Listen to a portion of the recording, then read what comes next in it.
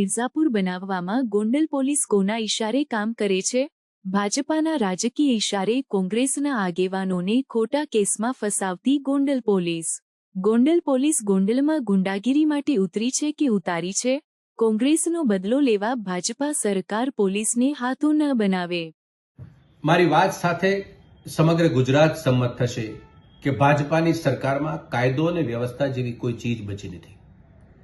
ભાજપા સરકારના ગૃહમંત્રી જાહેરમાં એવી ઠેસી મારે છે કે કોઈ પણ ગુનેગારને અમે બક્ષીશું નહીં, એનો અમે જાહેરમાં વરઘોડો કાઢશું અને કાયદો અને વ્યવસ્થાનું એને ભાન કરાવશું. આ વાત રૂપાળીને સારી લાગે, પરંતુ ભાજપાનો આગેવાન આવા ગુનામાં પકડાણો હોય, બળાત્કાર કે દુષ્કર્મની ગુનામાં પકડાણો હોય, એનો કોઈ વરઘોડો કાઢ્યો હોય એવો ગુજરાતમાં એક પણ દાખલો નથી. અને ગુનેગારો પકડાય છે એના અનેક દાખલા છે. થોડા દિવસ પહેલા સુરતમાં ભાજપનો એક આગેવાન, એના ફોટા ટીવી મીડિયાના માધ્યમથી અમને મળ્યા.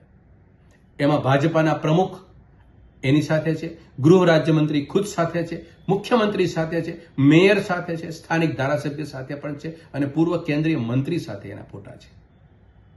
એનો વરઘોડો અમે જોવા માંગતા હતા.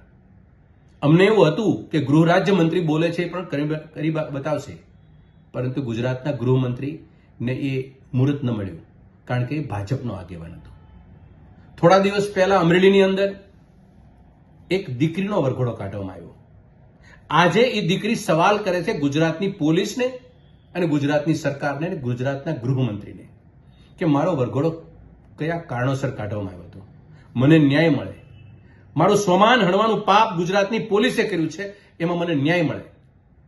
પણ આજની તારીખે ગુજરાતની પોલીસ કે સરકારે એને ન્યાય, આમાં ગોંડલ પાછળ ન રહે.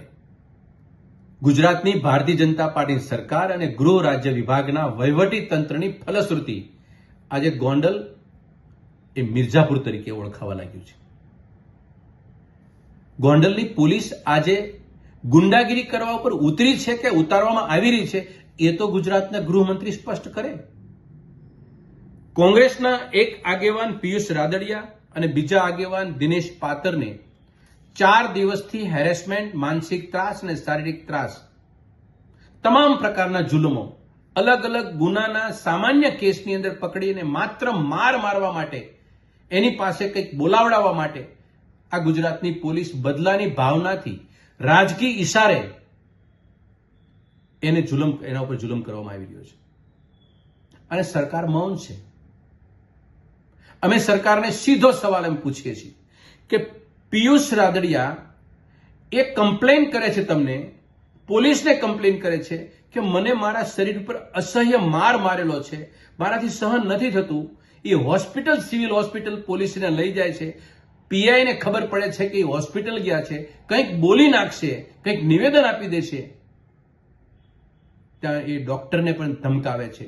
એક સામાન્ય ટેબ્લેટ આપી અને પાછો પિયુષ રાદડિયાને એ પીઆઈ ગોંડલ પોલીસ સ્ટેશનની અંદર લઈ જાય છે. અલગ અલગ પોલીસ થાણા ઉપરથી ફરિયાદો એના પર થાય છે. આ કયા પ્રકારનો જુલમ, કયા પ્રકારની બદલાની ભાવના? આ ગુજરાતના ગૃહ રાજ્યમંત્રી ગોંડલની પોલીસની હરકતથી અજાણ છે? આવી બદલાની ભાવના સાથે કોંગ્રેસનો બદલો લેશો? અને આ પ્રક્રિયા ગુજરાતની નહીં, સમગ્ર ગોંડલની નહીં, સમગ્ર લોકો આ ટીવી સ્ક્રીન ઉપર જોઈ રહ્યા છે કે ગુજરાતની પોલીસ કોંગ્રેસના આવા નિર્દોષ આગેવાનોને ખોટા કેસમાં ફસાવીને એના ઉપર કઈ રીતનો બદલો લઈ રહ્યા છે અને કઈ રીતે એની પાસે જીભાનમાંથી ઉલટાવી રહ્યા છે. આ બંધ થાય. હું ગુજરાતના મુખ્યમંત્રીને અને ગુજરાતના ગૃહમંત્રીને તાકીદ કરું છું, ખબરદાર કરું છું. આ એક જુલમ છે. કાયદો અને વ્યવસ્થા ખુદ તમારી પોલીસ તોડી રહી છે ગોંડલની બજારમાં અને પોલીસ સ્ટેશનના થાણામાં. એ હર હાલ બંધ થાય. અને આ પરિસ્થિતિની અંદર ગુજરાતની અંદર જે સંદેશો છૂટે છે કાયદો અને વ્યવસ્થા તૂટવાનું, એનું મુખ્ય કારણ ભારતીય જનતા પાર્ટી સરકાર અને ગૃહ રાજ્ય મંત્રીની નિગરાનીમાં ચાલતો ગૃહ વિભાગ છે.